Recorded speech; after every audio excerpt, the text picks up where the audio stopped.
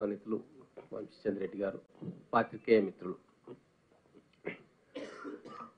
గతంలో కాంగ్రెస్ ప్రభుత్వం ఉన్నప్పుడు ఉమ్మడి మహబూబ్ నగర్ జిల్లాకు ఉపయోగపడే ప్రజల రైతుల భూములకు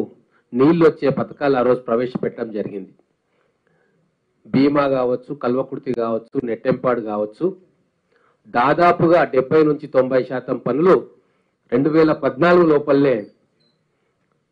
పూర్తి చేయడం జరిగింది. అయితే పశ్చిమ మహబూబ్ నగర్ జిల్లా కొడంగల్, నారాయణపేట, దేవరకద్రకు వీటి నుంచి పూర్తిగా నీళ్లు రాకపోవడంతో పాలమూరు రంగారెడ్డి అనే ప్రాజెక్టుకు ఆ రోజు ఉద్యమకారులు, ఇంజనీర్సు, తర్వాత కాంగ్రెస్ ప్రభుత్వంలోని ఎమ్మెల్యేలు, మంత్రులు సూత్రప్రాయ అంగీకారంతో ఆ రోజే జీవో తీసుకురావడం జరిగింది. అప్పుడున్న కాంగ్రెస్ ముఖ్యమంత్రి గారు ఒప్పుకున్నారు. అంటే జూరాల నుంచి కృష్ణా నదిని లిఫ్ట్ చేసి తీసుకుపోతే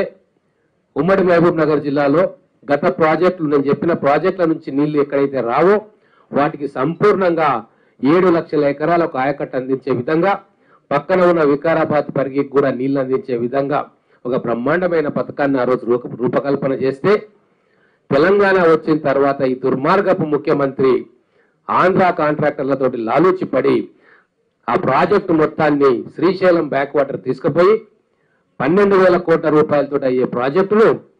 దాదాపుగా 35-40 వేల కోట్ల రూపాయలకు పెంచి ఈ 10 సంవత్సరాలు కాలయాపన చేసి ఒక్క ఎకరానికి కూడా అదనంగా నీళ్లు ఇవ్వకుండా మా పాలమూరు జిల్లాను పూర్తిగా నాశనం చేసిండు. కష్టపడి ఎక్కడో కరీంనగర్, మెదక్లో ఉన్న వాడిని తెచ్చి ఎంపీగా మా నెత్తిన పెట్టుకుంటే తెలంగాణ ఉద్యమం కోసం పాలమూరును నట్టేట ముంచి మా పాలమూరు రైతులను సర్వనాశనం చేసిండు కేసీఆర్, ఇరిగేషన్ మంత్రి, ఆ ప్రభుత్వం. అయితే ఇప్పుడు రేవంత్ రెడ్డి గారు ముఖ్యమంత్రి అయిన తర్వాత గత పాలనలో గత ముఖ్యమంత్రి చేసిన అనేక తప్పులను సవరించే కార్యక్రమం మా ముఖ్యమంత్రి గారు, ఇరిగేషన్ శాఖ మంత్రి గారు ఉత్తమ్ కుమార్ రెడ్డి గారు చేస్తా ఉన్నారు. అందులో భాగంగానే ఈరోజు పశ్చిమ మహబూబ్ నగర్ జిల్లా ఏదైతే ఎడారి బారిన పడి వలసలు ఎక్కువగా ఉన్నాయో అక్కడికి నీళ్లు రావడానికి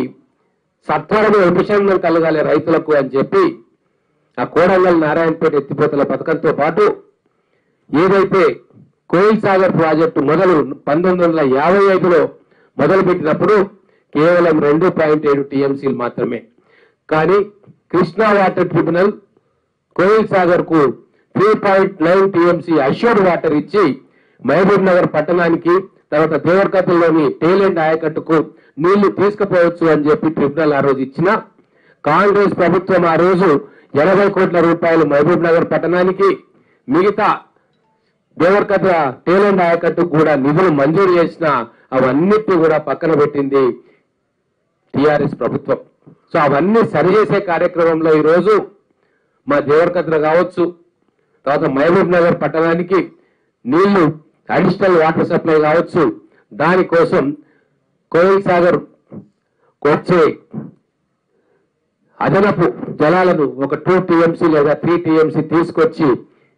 డ్రింకింగ్ వాటర్ కోసము ఒక assured drinking water supply Mahabubnagar పట్టణానికి, వీలైతే జడ్చర్ల పట్టణానికి ఇవ్వడానికి మేమందరం కలిసి ఈరోజు ఇరిగేషన్ శాఖ మంత్రులను కోరడం జరిగింది. వారు కూడా చాలా పాజిటివ్ గా అతి త్వరలో ఈ కార్యక్రమం పూర్తి చేసుకుందామని చెప్పి మాకు అష్యూరెన్స్ ఇవ్వడం జరిగింది.